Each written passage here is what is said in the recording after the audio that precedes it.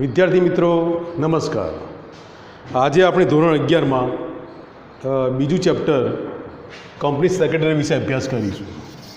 હવે તમે પહેલું ચેપ્ટર તો પીડીએફમાં ભણી ગયા, એસપી વિભાગમાં, સીસી વિભાગમાં પણ તમે પહેલું ચેપ્ટર ભણી ગયા। તો આજે તમને હું એસપી સેક્શનમાં સેકન્ડ ચેપ્ટર વિશે હું અભ્યાસ કરાવીશ।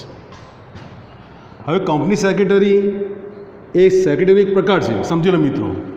સેક્રેટરીના પ્રકાર જોઈએ આપણે પહેલા ચેપ્ટરમાં અભ્યાસ કરી ગયા, તો એને પહેલાં જ અભ્યાસ કરી ગયા પ્રમાણે ખાનગી સેક્રેટરી, રાજકીય સેક્રેટરી, વિભાગીય સેક્રેટરી, બરાબર, મંડળના સેક્રેટરી અને રાજદૂત પ્રકારના સેક્રેટરી એ વિશે આપણે અભ્યાસ કરી ગયા, અને એમાં પ્રકાર છે કંપની સેક્રેટરી। તો આજે આપણે કંપની સેક્રેટરીના ગુણો વિશે અભ્યાસ કરીશું। જો મિત્રો એના ગુણો કયા કયા, તો પહેલાં અભ્યાસ કરી લો। સુંદર સ્વાસ્થ્ય, ચારિત્ર્ય, પ્રામાણિકતા, બરાબર, આકર્ષક વ્યક્તિત્વ, તેજસ્વી બુદ્ધિ પ્રતિભા, નિર્ણય શક્તિ, વિશ્લેષણ શક્તિ, ઉત્સાહ, વફાદારી, આત્મવિશ્વાસ, કુને અને દિગ્દ્રષ્ટિ। આટલા 12 ગુણો કંપની સેક્રેટરીમાં હોવા જોઈએ। જો આ 12 ગુણો હોય તો તે સારી રીતે પોતાનો વહીવટ કરી શકે છે અને કંપનીને મદદરૂપ પણ થઈ શકે છે। તો આજે આપણે પહેલો જોઈએ સુંદર સ્વાસ્થ્ય। મિત્રો, સ્વાસ્થ્ય એ દરેક પાસે સારું હોવું જોઈએ। જો સારું સ્વાસ્થ્ય હશે તો એ કંપનીમાં સારી રીતે સંચાલન કરી શકશે। પણ સ્વાસ્થ્ય બે રીતે, જુઓ સમજી લો, શારીરિક અને માનસિક। આ બે પ્રકારના સ્વાસ્થ્ય સારા હશે તો કંપનીમાં આવતા પડકારોને એ સારી રીતે ઝીલી શકશે અને પાર પાડી શકશે। સ્વાસ્થ્ય સારું હોવું એ જરૂરી વસ્તુ છે। બીજું એ ચારિત્ર્ય। મિત્રો, ચારિત્ર્ય વગર તો જીવન શક્ય જ નથી। આમ જોવા જઈએ તો સારું ચારિત્ર્ય હોય તો એ બીજાને પ્રેરણારૂપ બની શકે છે। અંગ્રેજીમાં કહેવત છે કે if money is lost something is lost, if health is lost something is lost, if money is lost nothing is lost, but if character is lost, અંગ્રેજીમાં ચારિત્ર્યને કેરેક્ટર કહેવામાં આવે છે। If character is lost everything is lost. એટલે ચારિત્ર્ય એ સારું હોવું જોઈએ જેથી બીજાને પ્રેરણારૂપ બની શકે અને સારા કર્મચારીઓની અપેક્ષા પણ રાખી શકે। પ્રામાણિકતા। મિત્રો, પ્રામાણિકતા શા માટે જરૂરી હોય? આમ તો જો કે પ્રામાણિકતા દરેકમાં હોવી જોઈએ, મારામાં, તમારામાં હોવી જોઈએ। પ્રામાણિકતા એટલા માટે કે કંપનીમાં કેટલી ગુપ્ત બાબતો હોય, રહસ્યો હોય, સારી નરસી બાબતો હોય, બરાબર, તો એ બીજા સામે ડિસ્ક્લોઝ એટલે કે ઓપન નથી કરવાની, એને ગુપ્ત રાખવાની છે। એ ગુપ્ત રાખી શકાય એટલી પ્રામાણિકતા એનામાં હોવી જોઈએ। જો પ્રામાણિકતા ન હોય તો એ કંપનીનું સંચાલન સારી રીતે કરી શકે નહીં। અને પ્રામાણિકતા તો હોય તો એ બીજાને પ્રેરણારૂપ બની શકે છે। મિત્રો, પ્રેરણારૂપ બને તો બીજામાં દાખલો બેસે, ઉદાહરણ બેસે, એટલા માટે પ્રામાણિકતા જરૂરી છે, બરાબર। તો આ 3 જે છે એને કેળવવા પડે: સુંદર સ્વાસ્થ્ય, ચારિત્ર્ય, પ્રામાણિકતા। આકર્ષક વ્યક્તિત્વ એ પણ કેળવવું પડે। આકર્ષક વ્યક્તિત્વ એટલા માટે મિત્રો કે કંપની સેક્રેટરીએ દિવસમાં કે મહિનાની અંદર કે વર્ષની અંદર કેટલાય અધિકારીઓ સાથે, સરકારી કર્મચારીઓ સાથે, બેન્કર્સ સાથે એને મીટિંગ્સ કરવાની હોય, વાતચીત કરવાની હોય, કેટલાય એના કોન્ટ્રાક્ટ કરવાના હોય।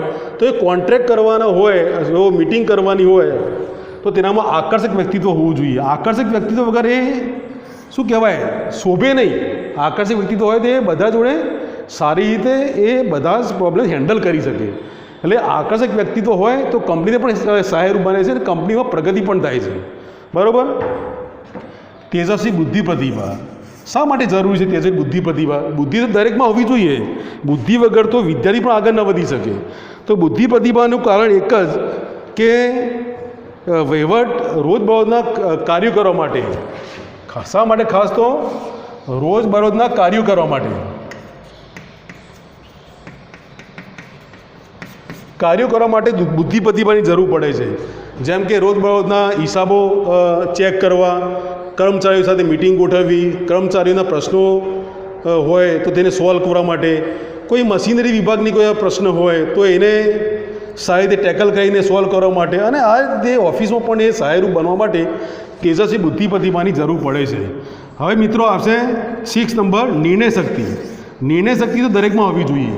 એવું નથી કે કંપની સેક્રેટરીમાં જ હોવી જોઈએ, આપણામાં પણ હોવી જોઈએ. બરાબર, કંપનીમાં રોજ ક્યારેક ક્યારેક પડકારો આવતા હોય મિત્રો, ચેન્જીસ આવતા હોય, પરિવર્તન આવતા હોય, તો એ પરિવર્તનોમાં કેવી રીતે ટકી રહેવું.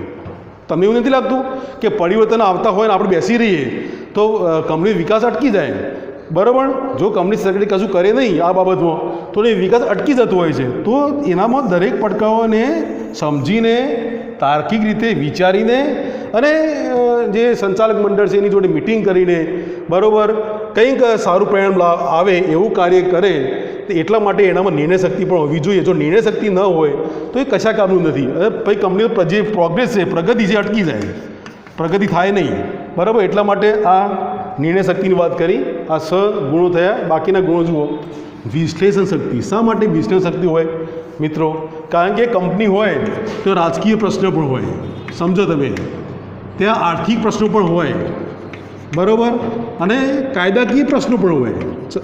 બરાબર, આ કાયદાકીય પ્રશ્નો, આર્થિક પ્રશ્નો, રાજકીય બાબતો, બરાબર, બેન્કિંગને લગતા પ્રશ્નો હોય તો એ પ્રશ્નોને એના વિશ્લેષણ કરવાની શક્તિ જો તેનામાં હોય તો એ સારી રીતે કામ કરી શકે છે. જો આ 3 પ્રશ્નો સમજી જ ના શકતો હોય સેક્રેટરી તો વિશ્લેષણ કેવી રીતે કરી શકશે? વિશ્લેષણને આપણે અંગ્રેજીમાં શું કહીશું? એનાલિસિસ. આ એનાલિસિસ કોણ કરશે? બરાબર, અને સંચાલક મંડળને કેવી રીતે હેલ્પફુલ થઈ શકશે કે મદદરૂપ થઈ શકશે?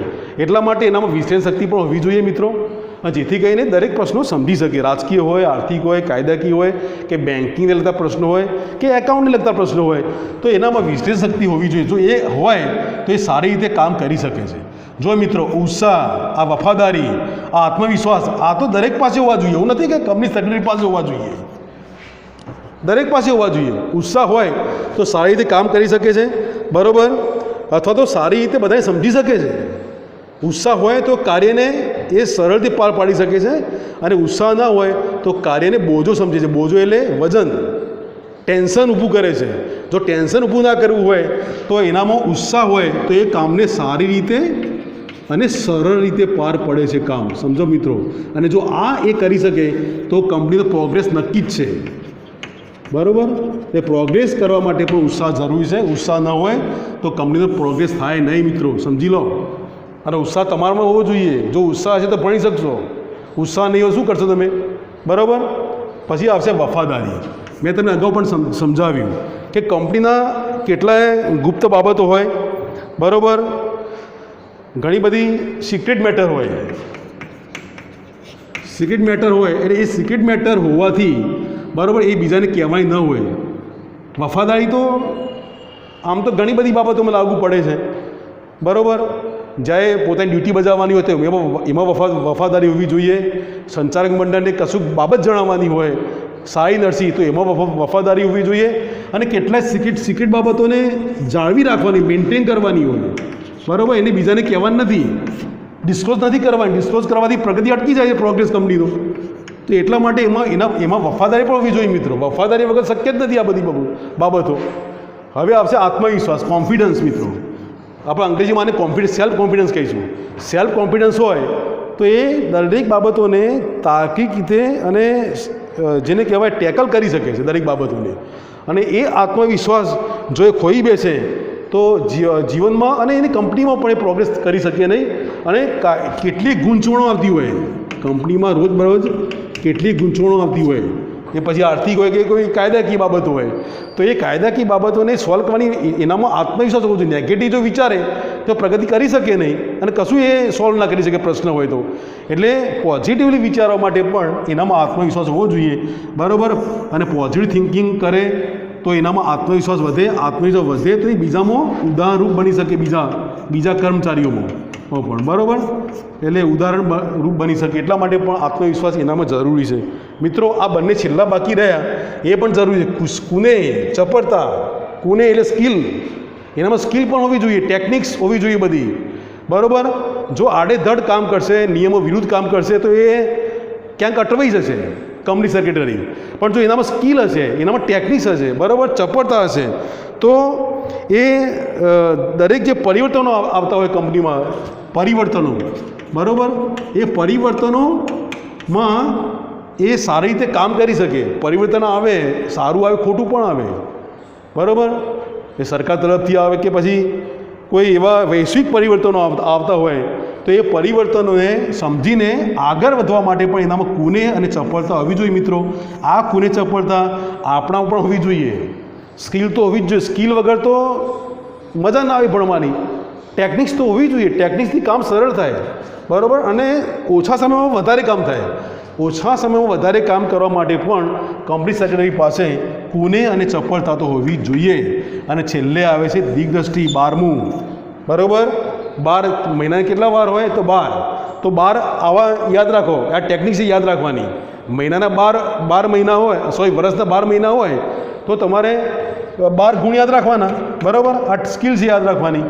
તો એનામાં દિગ્દ્રષ્ટિ હોવી જોઈએ. શા માટે મિત્રો? કારણ કે સેક્રેટરી કંપનીમાં જો એ કાર્ય કરતો હોય તો આગામી 10 વર્ષનું એનું વિઝન હોવું જોઈએ. કેટલા વર્ષનું? 10 વર્ષનું વિઝન. તો જેથી કરીને શું કરે? આવનારા પરિવર્તનો એ સમજી શકે, વૈશ્વિક પરિવર્તનો, અને સમાજની શું ડિમાન્ડ છે, સમાજની શું માંગ છે, એ માંગ પ્રમાણે જો એક દિગ્દ્રષ્ટિ રાખીએ આગામી 10 વર્ષનું, તો કંપની ક્યારે લોસ કરે નહીં અને કોઈ પણ પરિવર્તનમાં કંપની ટકી શકે એટલી એની દિગ્દ્રષ્ટિ તેનામાં હોવી જોઈએ. મિત્રો, આ થયા 12 ગુણ. તમારે એટલા તો યાદ રાખવાના, બરાબર. જો પરીક્ષામાં પ્રશ્ન પૂછાય કે કંપની સેક્રેટરી એટલે શું, તો તેના ગુણો સમજાવો, તો તમારે આ 12 ગુણ તમારે લખવાના. જો 12 ગુણ તમે વ્યવસ્થિત લખશો તો પૂરેપૂરા માર્ક્સ પણ SPCCમાં એક વસ્તુ યાદ રાખજો, બરાબર. જો તમે આ 12 ગુણ લખશો એના વિશે 2 કે 3 કે 4 વાક્યો દરેક ગુણમાં, તો 5 માર્કનો પ્રશ્ન હોય તો 5એ 5 મળી શકે છે. આમાં માર્ક્સ કાપવામાં આવતા નથી. જો તમારું કન્ટેન્ટ સારું હોય, તમારું લખાણ સારું હોય, સારા અક્ષરો હોય, તો SPCCમાં તમે 100માં 100 પણ લાવી શકો છો. મિત્રો, એટલું યાદ રાખજો. ધોરણ 12માં પણ, અત્યારે તમે ધોરણ 11માં છો, બરાબર, પણ તમે સારામાં સારા ગુણ મેળવી શકો છો. ચેપ્ટર SPમાં ચેપ્ટર 1 તમે અભ્યાસ કર્યો, સેક્રેટરીના પ્રકારો, બરાબર, અને CC ચેપ્ટર 1માં તમે અભ્યાસ કર્યો, માહિતી સંચારની પદ્ધતિઓ. આ બંને ચેપ્ટર જરૂરથી વાંચજો વ્યવસ્થિત. તકલીફ હોય તો ફોન કરવાનો, જેથી કરીને હું તમને ગાઈડન્સ આપી શકું. આજે તમને મેં SPના ચેપ્ટર 2માં કંપની સેક્રેટરીના ગુણો વિશે મેં તમને સમજાવ્યા, બરાબર. હવે આ જે 12 ગુણો છે એ સુંદર સ્વાસ્થ્ય હોય, ચારિત્ર્ય હોય, પ્રામાણિકતા હોય, કે આકર્ષક વ્યક્તિત્વ હોય, તેજસ્વી બુદ્ધિ પ્રતિભા હોય, કે નિર્ણય શક્તિ હોય, વિશ્લેષણ પાવર હોય, કે ઉત્સાહ હોય, વફાદારી હોય, આત્મવિશ્વાસ હોય, કુને હોય, ચપળતા હોય, કે ભાઈ દિગ્દ્રષ્ટિ હોય. આટલા ગુણો તો એવું નહીં હોય કે સેક્રેટરીમાં જ હોવા જોઈએ. મિત્રો, તમારામાં પણ હોવા જોઈએ. ભવિષ્યમાં તમે પણ કોમર્સના વિદ્યાર્થી તરીકે BCom કરશો, MCom કરશો, પણ તમારે પણ ક્યાંક કંપનીમાં જોબ કરવી પડશે. તો જો કંપનીમાં જોબ કરવી હશે તો અત્યારથી તમે એલર્ટ થઈ જાઓ અને આ બધા ગુણો તમે ધીમે ધીમે કેળવો, બરાબર, મહાવરો કરો, તો તમે 12 ગુણ આ સેક્રેટરી તરીકે જે એનામાં આપેલા છે તો તમે પણ મેળવી શકશો અને આના તમે ભવિષ્યમાં પણ પ્રગતિ કરી શકશો. નેક્સ્ટ ટાઈમ હું તમને સેક્રેટરીની શૈક્ષણિક લાયકાતો વિશે અભ્યાસ કરાવીશ. શૈક્ષણિક લાયકાતો, બરાબર, એ પણ સારી રીતે હું તમને અભ્યાસ કરાવીશ, બરાબર. તો આજે આ લેક્ચરમાં આટલું મેં જે ભણાવ્યું એ તમે સારી રીતે એને જોજો, આ વિડીયો લેક્ચર, બરાબર, એનો અભ્યાસ કરશો તો તમને વધારે આવડશે એવી આશા સાથે હું વિરમું છું. જય હિન્દ, જય ભારત.